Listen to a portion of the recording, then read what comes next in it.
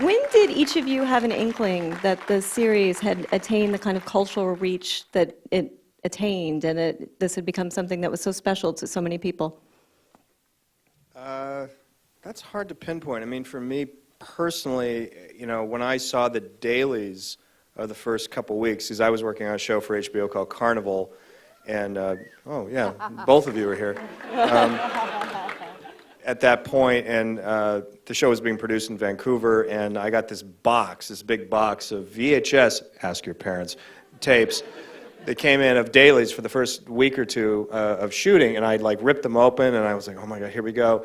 And I put in the tapes, and I remember it took my breath away because it was so perfect. It was so much better than the script, and it was so like, wow, they realized what I was hoping it was going to be, and it was so much better, and it had lifted. And I just remember at that moment just literally feeling like, God, look at this thing, look at how beautiful this is, look at how amazing it is. And from that point, I sort of felt like it was something special. But the moment when it sort of transcended that and broadened out into the culture at large, I don't really remember, because it was sort of a continuum for me personally, from the moment of dailies just like through to this moment. I was like, wow, look at that. What about for each of you? Was there a moment where you knew?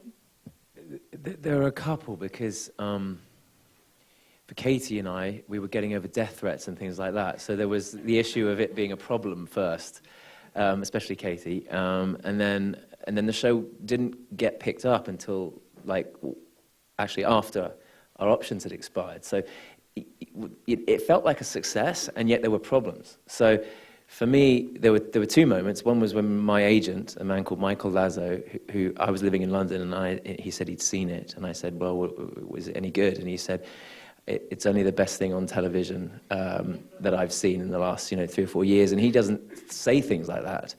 And then there was the moment shooting season 1, about halfway through, when the episodes had started to air. I mean, I saw lots of things that made me excited, all the political, social stuff, the fact that the Cylons were monotheists and we were polytheists, things that would antagonize people or make people think, which I was excited about. But there was a moment when journalists started coming to set, and it was, I think, halfway through the first season when we were shooting. And they weren't, the TV sort of glossy pages in the exit aisle at Ralph's. They were like, you guys organizing this thing. The serious cultural commentators were taking us seriously. And it was that moment when I suddenly realized I'm involved in something a bit, exciting here. Because initially, it was a great piece of work, but I've since Battlestar matured and done lots of great pieces of work that no one took an interest in.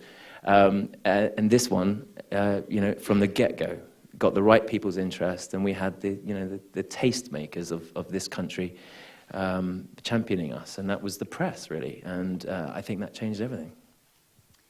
I think for me, it was when I read it.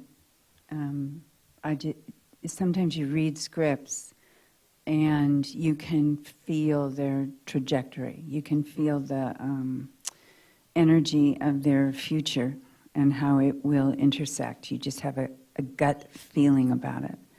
And I've had that happen to me a couple times in my career, and this was one of them, and I didn't expect it to happen at all. As a matter of fact, when they said they were sending me a mini-series, and I said, oh great, it's an offer?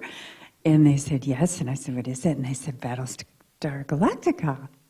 And I said, what is it? Battlestar Galactica. I said, you mean Battlestar Galactica? From then? And I just thought it was hilarious, because I had no idea where that would, where I would fit in with that. And then I read it. And my whole world changed. So that's when I knew. I'm with her. I was from the reading of the very first page. I, like Mary, I had never seen the original. I was doing theater at the time, and I never saw television. All of '78 was Zoot Suit. So I saw nothing. I had no idea what it was. And people said, you got to read this. And I said, really, I really can't right now. I'm in the middle of working. And they said, you should read this. And so I did. I read it, and from the very first preamble, the 3 pages that really set the whole tone of the piece, and it was a masterfully done introduction to the story. It told you how to read it. It really brought you into perspective that to this day it's become probably the most coveted piece of written work that traveled with this whole experience. And I would say that right from the beginning, from the reading of the script, I said, holy mackerel, this is serious.